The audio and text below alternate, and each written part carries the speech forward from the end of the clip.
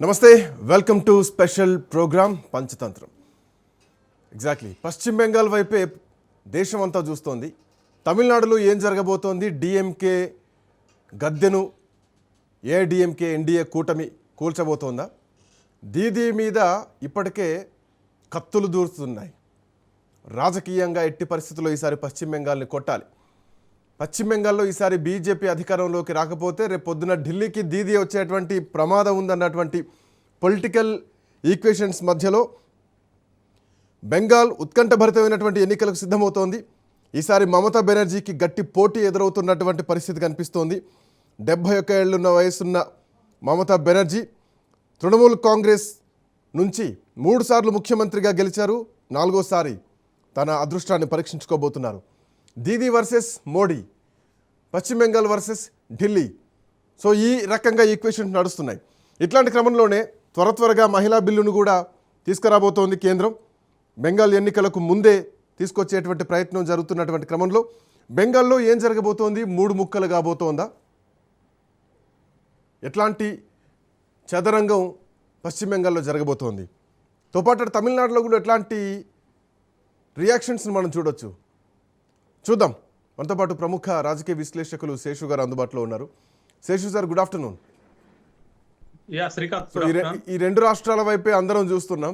Course మిగిలిన రాష్ట్రాల కంటే కూడా కేరళ ఎట్లాగూ అది మనకు తెలిసిన విషయమే. సో ఇట్లాంటి నేపథ్యంలో పశ్చిమ బెంగాల్ని ఢీ కొట్టకపోతే రేపు పొద్దున ఢిల్లీని ఢీ కొడతానని మమతా బెనర్జీ చెప్తోంది. ఇదే టైంలో మహిళా బిల్లుని తీసుకొస్తున్నారు. సో బెంగాల్ ఏం జరగబోతోంది? 3 ముక్కలు అవుతుందా? ఎట్లాంటి పరిణామాలు చూడొచ్చు పశ్చిమ బెంగాల్లో? శ్రీకాంత్, ఇప్పుడు బెంగాల్ శాసనసభకి తర్వాత తమిళనాడు శాసనసభకి జరగబోతున్నటువంటి ఎన్నికలు దేశం దృష్టిలో రాజకీయ వర్గాల్లో పెద్ద ఎత్తున చర్చనీయాంశంగా మారాయి. కారణం ఏంటి అంటే ఈ 2 రాష్ట్రాలు రాజకీయంగా ఆర్థికంగా బలమైనటువంటి రాష్ట్రాలు. ఈ 2 రాష్ట్రాల్లో ఏ రాజకీయ పార్టీ అయినా నిలదొక్కోవాలని కోరుకుంటుంది, అధికారంలోకి రావాలని కోరుకుంటుంది. దాంట్లో భాగంగానే ఈ 2 రాష్ట్రాల్లో కూడా బలమైనటువంటి 2 ప్రాంతీయ పార్టీలు అధికారంలో ఉండటమే కాదు, కేంద్ర ప్రభుత్వాన్ని ఛాలెంజ్ చేసేటటువంటి స్థాయి నాయకత్వము ఈ 2 రాష్ట్రాల్లో ఉన్నటువంటి ప్రతిపక్ష పార్టీలకు ఉండటం. అటు మమతా బెనర్జీకి, ఇటు స్టాలిన్ కి కేవలం రాష్ట్రంలోనే కాదు దేశవ్యాప్తంగా కూడా గుర్తింపు కలిగినటువంటి నాయకులు, బలమైనటువంటి నాయకులు.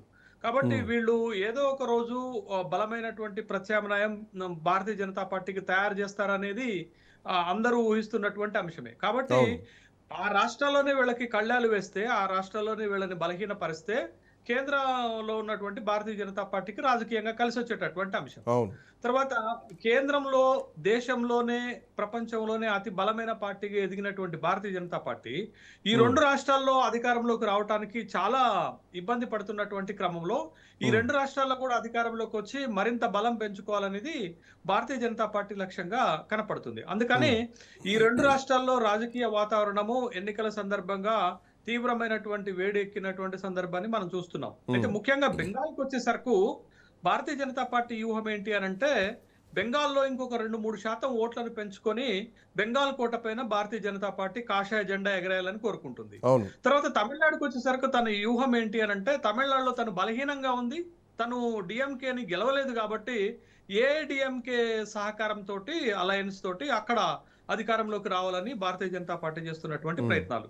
ముఖ్యంగా బెంగాల్లో గత ఎన్నికల నుండి 2021 శాసనసభ ఎన్నికల నుండి భారతీయ జనతా పార్టీ అక్కడ అధికారంలోకి రావడానికి తీవ్రమైనటువంటి ప్రయత్నం చేస్తుంది. అక్కడ మమతా బెనర్జీని ఓడించడానికి ఉన్న అన్ని అవకాశాలను వాడుకుంటుంది. బట్ ఇప్పుడు కూడా ఎన్నికల్లో 2 పక్షాలు తీవ్రమైనటువంటి పోటీ పడుతున్నాయి, ప్రచారం చేసుకుంటున్నాయి, ఒకళ్ళపైన ఒకళ్ళు తీవ్రమైనటువంటి ఆరోపణలు చేసుకుంటున్నటువంటి నేపథ్యంలో ఒక బెంగాల్ రాజకీయము ఒక రాజకీయ రణక్షేత్రాన్ని తలపిస్తున్నటువంటి నేపథ్యంలో ఇప్పుడు దేశంలో ఒక కీలక పరిణామం జరగబోతుంది. ఏది ఏప్రిల్ 16, 17, 18న పార్లమెంట్ ప్రత్యేక సమావేశాలు నిర్వహిస్తుంది కేంద్రంలో ఉన్నటువంటి అధికారంలో ఉన్నటువంటి భారతీయ జనతా పార్టీ. ఎందుకు ఈ ప్రత్యేక సమావేశాలు ఏర్పాటు చేశారు అని అంటే, మహిళా బిల్లు అంటే మహిళలకి చట్టసభల్లో 33% రిజర్వేషన్లు కల్పించేటటువంటి బిల్లు సవరణ తీసుకొస్తున్నారు. యాక్చువల్ గా ఈ బిల్లు 2023లోనే రెండు ఉభయ సభల్లో ఆమోదం పొందింది. ఆ అవును, ఆమోదం అవును. పొందేటటువంటి సందర్భంలో బిల్లులో పెట్టినటువంటి అంశం ఏంటంటే 2034 నుంచి మహిళలకు చట్టసభల్లో రిజర్వేషన్లు 33% అమలు చేస్తామని ఆ బిల్లులో ఉంది. అవును. అయితే ఇప్పుడు భారతీయ జనతా పార్టీ దానికి సవరణ తీసుకొస్తూ 2029 లోక్సభ ఎన్నికల నుండే 2029 సాధారణ ఎన్నికల నుండే మహిళలకు చట్టసభల్లో 33% రిజర్వేషన్ అమల్లోకి తీసుకురావడానికి ప్రత్యేక సమావేశాలు పెడుతుంది. అయితే దీంట్లో రాజకీయపరమైన విమర్శలు, రాజకీయపరమైన ఆరోపణలు ఏంటి అనంటే ఇప్పుడే ఎందుకు ఈ ప్రత్యేక సమావేశాలు, ఇప్పుడే ఎందుకు ఈ సవరణ తీసుకొస్తున్నారు అనంటే భారతీయ జనతా పార్టీ పైన వస్తున్నటువంటి ఆరోపణ ఏంటి అంటే పశ్చిమ బెంగాల్ ఎన్నికలను దృష్టిలో పెట్టుకునే ఇవాళ భారతీయ జనతా పార్టీ ఈ మహిళా బిల్లుని, సవరణ బిల్లుని లోక్సభలోకి తీసుకొస్తుందని ఒక ఆరోపణ వస్తుంది.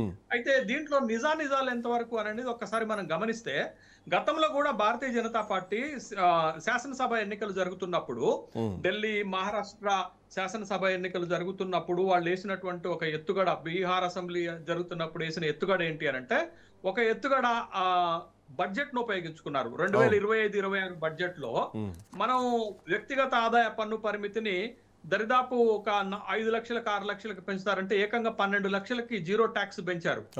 ఢిల్లీ ఎలక్షన్స్ అప్పుడు, రైట్? ఢిల్లీ ఎన్నికల సందర్భంగా ఆ ఓట్లను తీసుకోవటానికి తర్వాత జిఎస్టీ స్లాబ్లను కూడా సవరించారు. ఢిల్లీ ఎన్నికల సందర్భంగా జిఎస్టీ స్లాబ్లను సవరించారు. అంటే ఆయా రాష్ట్రాల్లో ఎన్నికల్లో గెలవటానికి అనేక ఎత్తుగడలు వేస్తున్నది. తర్వాత బడ్జెట్ లో ఎన్నికలు జరిగేటటువంటి రాష్ట్రాలకు పెద్ద ఎత్తున నిధులు ఇస్తున్నారు. ఉదాహరణకు బీహార్ అప్పుడు కూడా మకాన్ బోర్డుని ప్రకటించారు అనేది మనం చూసాం. బీహార్ కి అనేక వరాలు ఇచ్చినటువంటి సందర్భాన్ని మనం చూసాం. ఇప్పుడు కూడా బెంగాల్లో ఉన్నటువంటి ప్రత్యేక పరిస్థితి ఏంటి అనంటే బెంగాల్లో మహిళా ఓటర్లు తర్వాత మీకు పురుష ఓటర్లు ఆల్మోస్ట్ ఆల్ సమానంగా ఉంటారు. కానీ ఎన్నికలలో నిర్ణయాత్మక శక్తిగా మహిళా ఓటర్లు ఉంటారు. ఇవాళ 2011 నుంచి 2016, 2021లో హ్యాట్రిక్ విజయం సాధించడానికి మమతా బెనర్జీ కారణం ఏంటంటే మహిళా ఓట్లు. ముఖ్యంగా దీదీ మహిళ అవ్వటము, తర్వాత టీఎంసీకి మహిళా ఓటు బ్యాంకు బలంగా ఉండటము, టీఎంసీ తీసుకొచ్చినటువంటి సంక్షేమ పథకాలు మహిళల సెంట్రిక్ గా రావటము, మహిళల కేంద్రంగా రావటము, అది లక్ష్మీ బండర్ గాని, కన్యాశ్రీ లాంటి పథకాలు గాని మహిళల కేంద్రంగా రావటంతో మహిళలు ఒక బలమైనటువంటి ఓటు బ్యాంకుగా టీఎంసీకి ఉన్నారు. కాబట్టి భారతీయ జనతా పార్టీ ఒక ఎత్తుగడ వేస్తుంది. ఈసారి టీఎంసీ వైపు నుంచి మహిళా ఓట్లను తమ వైపుకు తిప్పుకునేటటువంటి ఎత్తుగడల్లో భాగంగానే కేంద్ర ప్రభుత్వము ఎన్నికల అజెండాగా ఈ ప్రతిపాదన ఇప్పుడు ఆడావుడిగా తెరపైకి తెచ్చింది. సార్ ఇక్కడ ఒక చిన్న పాస్ సార్, ఇక్కడ ఇప్పుడు ఈ బిల్లు తీసుకొస్తే మహిళా ఓటర్లను ఆకర్షించుకోవచ్చు అన్నది ఒక లైన్ మీరు అంటున్నారు. బట్ అంతకంటే ముందే మేనిఫెస్టోలు వచ్చినాయి, అంతకంటే ముందే బీఫామ్లు ఇచ్చారు, అంతకంటే ముందే అభ్యర్థుల ఎంపిక జరిగింది. అందులో కూడా మమతా బెనర్జీ ఇప్పుడున్నటువంటి లోక్సభ లేదంటే అసెంబ్లీలో చూసుకుంటే కనుక మొన్న టికెట్లు ఇచ్చిన దాంట్లో 291 అసెంబ్లీ స్థానాల్లో 52 మంది మహిళలకే దీది టికెట్లు ఇచ్చింది. భారతీయ జనతా పార్టీతో పోలిస్తే టీఎంసీ ఒక అడుగు ముందుకుంది. ఆల్మోస్ట్ ఒక 18 నుంచి 20% మంది మహిళలకు ఇవ్వడం జరిగింది. ఈవెన్ లోక్సభలో చూసుకున్నా కానీ 11 మంది మహిళా ఎంపీలే తృణమూల్ కాంగ్రెస్ వైపు ఉన్నారు. సో ఇప్పుడు ఓట్లను ఆకర్షించడం కోసం చూసుకున్నా కానీ మహిళా ఓట్లు మహిళా అభ్యర్థులకు ఎక్కువ శాతం ఇచ్చిన టీఎంసీ వైపే ఉండాలి కదా. సో ఎట్లా బీజేపీకి టర్న్ అయితే బీజేపీ వ్యూహం ఎట్లా ఉండొచ్చు ఇక్కడ? అదే శ్రీకాంత్, ఇప్పుడు మీరు మధ్యప్రదేశ్ దగ్గర నుంచి మొదలు పెడితే లాడ్లీ బెహాన్ అనేటటువంటి పథకం నుంచి ఢిల్లీ దగ్గర నుంచి మొదలు పెడితే మీకు ఈ భారతదేశంలో ఏ రాష్ట్రంలో ఎన్నికలు జరిగినా మహిళా ఓట్లను సాధించడానికి మహిళల అకౌంట్లలో డబ్బులు వేస్తామనేటటువంటి ఒక కీలకమైనటువంటి ప్రకటనలు చేస్తున్నారు. బెంగాల్ ఎన్నికల్లో కూడా సంప్రదాయానికి విరుద్ధంగా భారతీయ జనతా పార్టీ కూడా ఒక హామీ ఇచ్చింది. మహిళలకు నెలకు 3,000 రూపాయలు అకౌంట్ లో వేస్తామనేటటువంటి ఒక ప్రామిస్ తోటి ముందుకొస్తుంది. కాబట్టి ఒక పక్క మహిళా బిల్లును వాడుకోవటము, ఇంకొక పక్క సంక్షేమ పథకాల విషయంలో మహిళలకు ప్రాధాన్యత ఇస్తామని చెప్పటము, లఖ్పతి దీదీ లాంటి ఒక పథకాన్ని ముందుకు తీసుకొచ్చేటటువంటి క్రమంలో బెంగాల్లో వాళ్ళు ఒక ఎక్స్పెరిమెంట్ చేస్తున్నారు. ఆ ఎక్స్పెరిమెంట్ ఏంటి అని అంటే మహిళల ఓట్లను టీఎంసీ నుండి తమ వైపుకు తిప్పుకునేటటువంటి ఒక ఎత్తుగడలో భాగంగా ఇస్తున్నారు. మీరు అందుకే మొదటి నుంచి మమతా బెనర్జీ రాజకీయాల్లో కూడా పదవులు ఇచ్చే క్రమంలో కూడా మహిళలకు పెద్దపీట వేస్తున్నారు. అది కాదనలేనటువంటి విషయం. స్టిల్ ఇప్పటికీ కూడా టీఎంసీ వెనకాల మహిళా ఓటు బ్యాంకు పెద్ద ఎత్తున నిలబడటమే భారతీయ జనతా పార్టీని ఆందోళన కలిగించేటటువంటి విషయం. ఓ సెక్షన్ ఆఫ్ మహిళలనైనా తమ వైపుకు తిప్పుకునేటటువంటి ఎత్తుగడ. కేవలం ఇదే కాదు, మీరు చూడండి శ్రీకాంత్, మమతా బెనర్జీ ఒక కీలకమైనటువంటి ప్రకటన చేసింది మొన్న సిలిగురి బహిరంగ సభలో మాట్లాడుతూ నిన్నటి రోజున ఆమె చేసినటువంటి ఒక మాట ఏంటంటే 19 రాష్ట్రాలు కేంద్ర ప్రభుత్వము బెంగాల్లో నన్ను ఓడించడానికి పనిచేస్తున్నాయన్నారు. దాంతో నేను ఒకటి యాడ్ చేస్తున్నాను, మమతా బెనర్జీ వ్యాఖ్యానానికి నేను ఒకటి యాడ్ చేస్తున్నాను.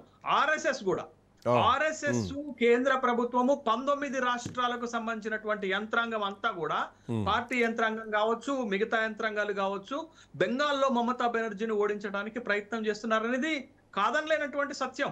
మీరు ఢిల్లీ ఎన్నికల్లో ఎవరు పనిచేశారు, బీహార్ ఎన్నికల్లో ఎవరు పనిచేశారు, ఎంత గ్రామ స్థాయికి ఆర్ఎస్ఎస్ వెళ్లి పనిచేసింది, ఓటింగ్ ని ఎంత పకడ్బందీగా నిర్వహించింది అనేది మనందరికీ తెలుసు.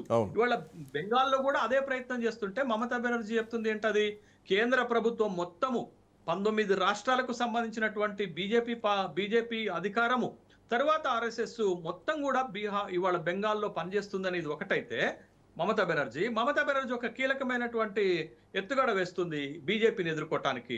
బెంగాల్ని 3 ముక్కలు చేసేటటువంటి ప్రయత్నము భారతీయ జనతా పార్టీ చేయబోతుంది అనేది ఒక తీవ్ర విమర్శ చేసింది. కొన్ని ప్రాంతాలను డీలిమిటేషన్ ని అడ్డం పెట్టుకొని కొన్ని ప్రాంతాలను బీహార్లో, కొన్ని ప్రాంతాలను ఒడిశాలో కలిపేటటువంటి ప్రయత్నం చేస్తుంది అనేటటువంటి ఒక కౌంటర్ అటాక్ ఆమె దిగుతుంటే, ఒక్కొక్క వైపు నుంచి అమిత్ షా అక్కడే మకాం వేశారు, భారతీయ జనతా పార్టీ జాతీయ అధ్యక్షుడు నితిన్ నబీన్ అక్కడే మకాం వేశారు, ప్రధానమంత్రి నరేంద్ర మోడీ ఫ్రీక్వెంట్ గా బహిరంగ సభలో పాల్గొంటున్నటువంటి సందర్భంలో ఒక 2 కీలకమైన అంశాలు. ఒకటి, బెంగాల్లో భారతీయ జనతా పార్టీ ఉత్తర బెంగాల్లో, నార్త్ బెంగాల్లో పట్టు ఉంటే ప్రధానమంత్రి స్వయంగా ఒక ప్రకటన చేశారు, నార్త్ బెంగాల్ కి ప్రత్యేక ప్యాకేజ్ ఇస్తామని. అందుకే మమతా బెనర్జీ ఈ అంశాన్ని లేవనెత్తింది. బెంగాల్ ని ముక్కలు చేసేటటువంటి ప్రయత్నం చేస్తున్నది భారతీయ జనతా పార్టీ అని ఒక సెంటిమెంట్ అస్త్రాన్ని బయటకు తీసుకొచ్చింది. ఇది పాయింట్ 1. రెండోది, అమిత్ షా ఇంకొక వైపు నుంచి వస్తున్నారు. ఇంకొక వైపు నుంచి ఏమొస్తున్నారంటే, బెంగాల్లో మేము బాబ్రీ మసీదుని కట్టనివ్వమంటున్నాడు. బాబ్రీ మసీదుని కట్టనివ్వమని అంటే దీని వెనకాల ఉన్నటువంటి నేపథ్యం ఏంటి అని అంటే, ఎన్నికలు ప్రారంభానికి ముందు బెంగాల్లో ఒక మతపరమైనటువంటి రాజకీయ క్రీడకి తెరదీశారు. ఏంటి, ఒక బెంగాల్ బహిష్కృత నేత అయినటువంటి హుమాయూన్ కబీర్ నేతృత్వంలో ఉన్నటువంటి జనతా ఉన్నయన్ పార్టీ ఆధ్వర్యంలో ముర్షిదాబాద్ ఒక బలమైనటువంటి కోట టిఎంసీకి, అక్కడ ముస్లిం ప్రాబల్యం ఎక్కువగా ఉంటుంది. అక్కడ బాబ్రీ మసీద్ కడతాము, ఇంటికి ఒక ఇటుక తేవాలి అనేటటువంటి ఒక కార్యక్రమాన్ని చేపట్టి ఖురాన్ పఠనం చేయించాడు హుమాయూన్ కబీర్ అనేటటువంటి.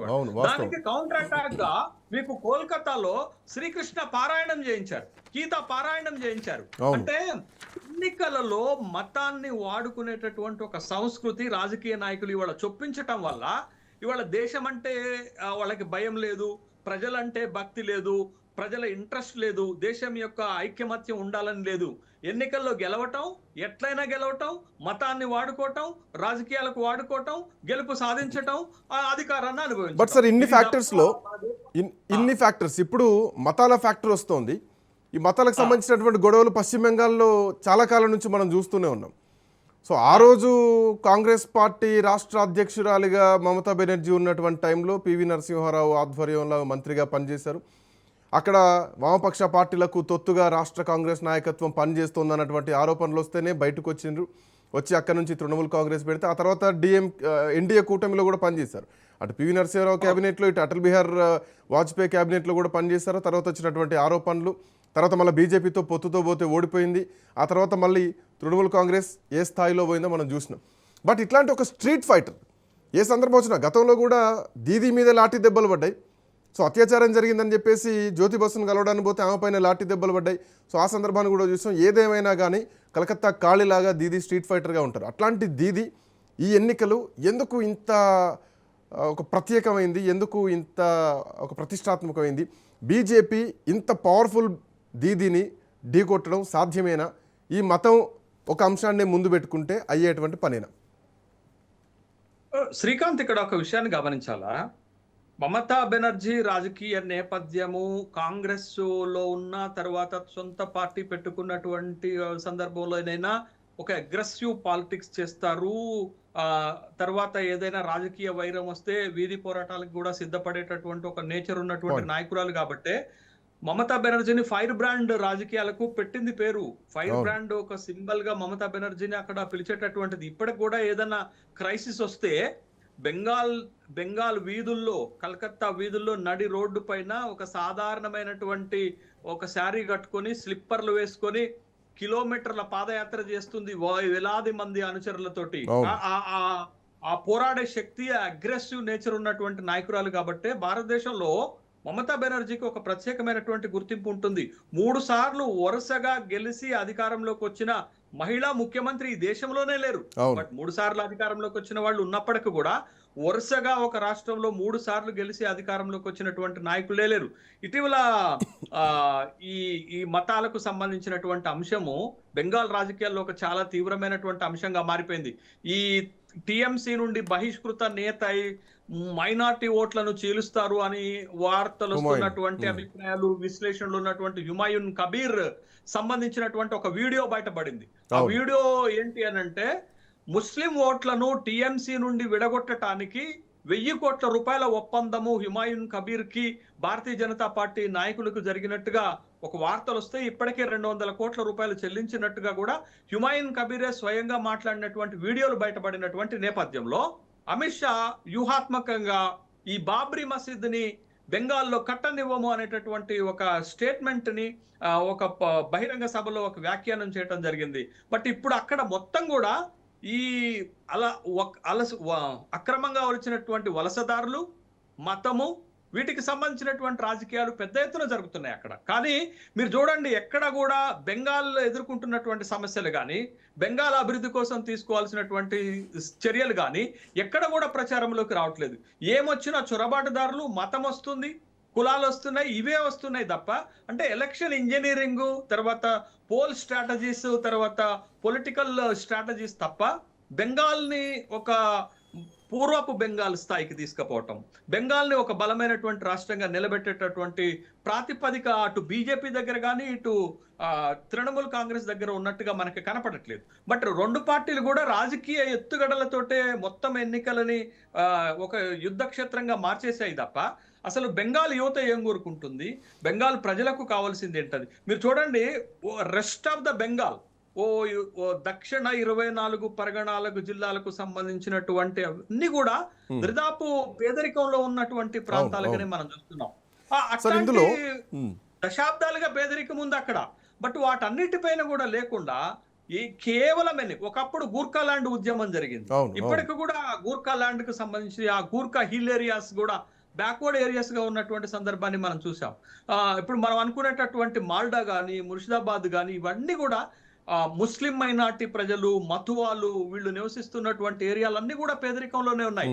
బట్ వాటి నుండి బెంగాల్ ని ఒక కొత్త బెంగాల్ గా తయారు చేసేటటువంటి ప్రతిపాదనలు, ప్రణాళికలు పార్టీల దగ్గర ఉన్నట్టు కనపడట్లేదు. కానీ ఒకళ్ళు ఖురాన్ పఠనం చేస్తే ఇంకొకళ్ళేమో గీతాపారాయణం. అంటే ఇన్ని రకాల ఈక్వెషన్స్ లో మతాన్ని ముందు పెట్టుకొని రెచ్చగొట్టే విధంగా ఎమోషనల్ పాలిటిక్స్ చేస్తున్నటువంటి క్రమంలో కమింగ్ టు నాకు ఇందులో ఇందాక మీరు అన్నారు యువత ముఖ్యం, సో యువత ఎటు ఆలోచిస్తున్నారన్న పాయింట్ ముఖ్యం. కమింగ్ టు తమిళనాడు విషయం చూసుకుంటే జెన్జీ యువత మీదనే విజయ్ ఆధారపడి ఉన్నారు. సో లయోలా కాలేజ్ సర్వేని కూడా కొంత పరిగణలోకి తీసుకున్నారు. ఆ తర్వాత అన్నామలై విషయంలో కానీ భారతీయ జనతా పార్టీ ఏఐడిఎంకేకి ఎంత బలం ఉందన్నటువంటి విషయం చూసుకుంటే సో విజయ్ చేస్తున్నటువంటి ప్రచారాలు కూడా చాలా డిఫరెంట్గా కనిపిస్తున్నాయి. సో విజయ్ స్టేజ్ మీద లేకపోయినా కానీ ఆయన ఒక 3D వీడియో వచ్చి మాట్లాడాలు, ఏ సభలో పోయినా ఆయన ఉండాలి, ఒక ఈక్వేషన్స్ కనిపిస్తున్నాయి. మోర్ ఓవర్ విజయ్ మీద ఎంత ఒత్తిడి ఉన్నా కానీ సింగిల్గానే పోటీ చేస్తున్నారు. డిఎంకే బలం అలాగే ఉందనుకోవాలా? ఏమైనా విజయ్ వల్ల కొంత ప్రమాదం ఏర్పడేటువంటి అవకాశం ఉందా? ఈ లైన్ ఎట్లా చూడొచ్చు? తమిళనాడుకి వచ్చేసరికి శ్రీకాంత్, ఇప్పుడు తమిళనాడులో ఎన్నికల ప్రచారం ప్రారంభమైన దగ్గర నుంచి మనకి ఎన్నికల వాతావరణం కనపడుతున్న దాని ప్రకారం అయితే ఇప్పటికి కూడా డిఎంకే బలమైనటువంటి పార్టీగా లీడ్ చేస్తుంది. డిఎంకేకి ఈసారి కలిసి వస్తున్నటువంటి అంశం ఏందనంటే డిఎంకే కూటమి 12 పార్టీలతో ఉన్నటువంటి డిఎంకే కూటమి బలంగా ఉంది. డిఎంకే పార్టీతో పాటు డిఎంకే కూటమిలో ఉన్నటువంటి పార్టీలు బలంగా ఉన్నాయి. వివిధ వర్గాల ఓట్లను రాబట్టేటటువంటి పార్టీలు కూడా ఆ కూటమిలో భాగస్వాములుగా ఉండటము ఒకటి కలిసి వచ్చేటటువంటి అంశము. తర్వాత ఈ 5 సంవత్సరాల్లో స్టాలిన్ ప్రభుత్వం పైన అవినీతి ఆరోపణలు ఉన్నప్పటికీ కూడా సంక్షేమ పథకాలు కింది స్థాయి ప్రజలకు చేరవేయటంలోనూ, సంక్షేమ పథకాలను అమలు చేయటంలోనూ కొంత పాజిటివ్ వేవ్ స్టాలిన్ కి కనపడుతున్నటువంటి నేపథ్యంలో భారీ వ్యతిరేకత మాత్రం కనిపించట్లేదు కదా సార్. కొంత మేరకు మెజార్టీ తగ్గినప్పటికీ కూడా డిఎంకేకి ఒక అడ్వాంటేజ్ ఉండొచ్చు అనేది. అయితే ఈసారి తమిళనాడు ఎన్నికల్లో మొత్తంగా మనకు కనపడుతున్నటువంటి ఒక పెద్ద మార్పు ఏంటి అని అంటే, రెండు ద్రవిడ పార్టీల మధ్యనే గతంలో అన్ని ఎన్నికలు 1967 తర్వాత రెండు పార్టీల మధ్యనే రాజకీయ యుద్ధం జరిగేది. కానీ ఈసారి మూడో పక్షంగా టీవీకే విజయ్ రావటము అనేది అక్కడ రాజకీయాల్లో పెద్ద చర్చనీయాంశంగా మారిపోయింది. అయితే టీవీకే విజయ్ పార్టీ ఎవరి ఓట్లను చేర్చగలుగుతుంది అంటే, ఇప్పుడున్న ప్రాథమిక సమాచారం ప్రకారం రెండు పార్టీల ఓట్లను చేర్చగలుగుతుంది. కానీ ఒక పొలిటికల్ వెర్షన్ గనక మనం చూస్తే, ఒక పొలిటికల్ స్ట్రాటజీ గనక మనం చూస్తే, విజయ్కి వచ్చేటటువంటి ఓట్లలో ప్రభుత్వ వ్యతిరేక ఓట్లు ఎక్కువగా ఉంటాయి. ప్రభుత్వ వ్యతిరేక ఓట్లు విజయ్ పార్టీ లేకుండా ఉండుంటే ఏఐడిఎంకే కూటమికి బీజేపీ కూటమికి ఆ ఓట్లు మళ్ళీ ఉంటే వాళ్ళు ఒక బలమైన ఫోర్స్ గా డిఎంకేని ఓడించే అవకాశం ఉండేది. కానీ ఇప్పుడు టీవీకే ఒక మూడవ ప్రత్యామ్నాయంగా అక్కడ రావడంతో మొత్తం పొలిటికల్ ఈక్వేషన్స్ మారిపోయాయి. ఇదొకటైతే, రెండోది టీవీకే విజయ్ నిర్వహిస్తున్నటువంటి సభలకి లక్షలాది మంది తరలిస్తున్నారు. బట్ వాటన్నిటిని ఓట్లుగా మలుచుకునేటటువంటి ఒక యంత్రాంగము టీవీకే లేదు అనేది ఒక వీక్నెస్ కనపడుతుంటే, రెండోది సినిమా యాక్టర్ కాబట్టి వస్తున్నారు, చూడటానికి వస్తున్నారు అనేది ఒకటైతే, టీవీకే తరపున నిలబడినటువంటి అభ్యర్థులు బలమైనటువంటి అభ్యర్థులు, బలమైన రాజకీయ నేపథ్యం ఉన్నటువంటి వాళ్ళు కాదు. బట్ ఇదంతా కూడా ఎలక్షన్ కి 2-3 రోజుల ముందు చేతులెత్తేసేటటువంటి అవకాశాలు స్పష్టంగా ఉంటాయి. మీకు ఒక చిన్న ఎగ్జాంపుల్ చెప్తాను శ్రీకాంత్. 2019 ఆంధ్రప్రదేశ్ శాసనసభ ఎన్నికల సందర్భంగా పవన్ కళ్యాణ్ పార్టీ కూడా చాలా మంది అభ్యర్థులు నిలబెట్టింది ఒంటరిగా పోటీ చేసి. ఈవెన్ దో తను పోటీ చేసిన 2 నియోజకవర్గాల్లో ఓడిపోయారు. తనకు వచ్చినటువంటి 6-7% ఓట్లతోటి తెలుగుదేశం ఓటమికి కారణమయ్యారనేటటువంటి ఒక అభిప్రాయం మన కళ్ళ ముందు ఉంది.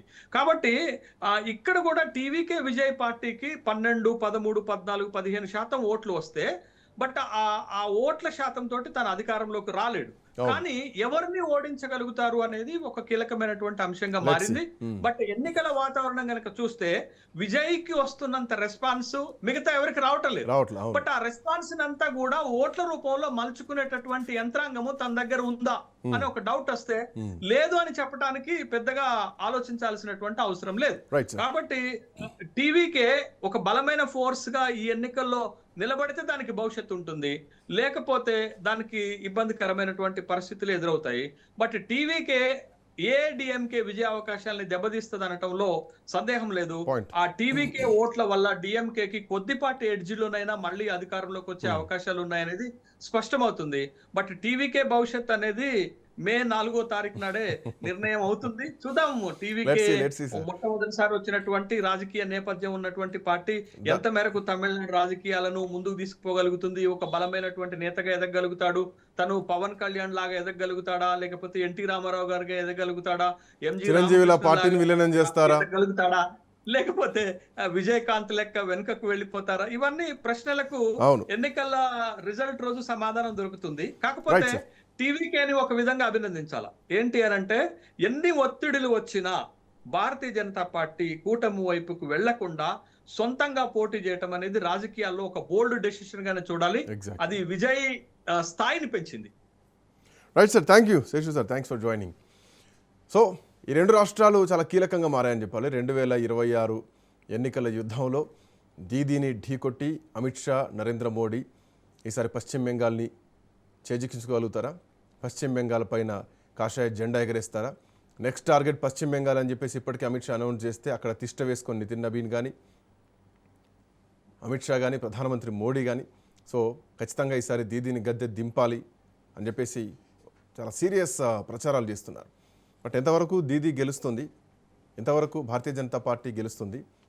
బీజేపీ కనుక ఓడిపోతే నెక్స్ట్ ఢిల్లీని టార్గెట్ చేస్తాను ఇప్పటికే దీదీ చెప్పేసింది. సో అది బీజేపీకి చాలా పెద్ద ప్రమాదకరమైనటువంటి విషయం అని చెప్పాలి. ఇక తమిళనాడు విషయంలో విజయ్ ఎంతవరకు గేమ్ చేంజర్ కాబోతున్నారు? డిఎంకే చాలా స్ట్రాంగ్గా ఉంది, గెలుస్తూ ఉన్నటువంటి ధీమాతో ఉంది. ఏడీఎంకే పరిస్థితి ఎట్లా ఉండబోతోంది చూడాలి. ప్రజలు ఇచ్చేటువంటి తీర్పు ఎట్లాంటి పరిణామాలను చూపించబోతుంది రెండు రాష్ట్రాల్లో. That's all for now. Next updates continue అయితే కీప్ వాచింగ్ రాజ్ న్యూస్.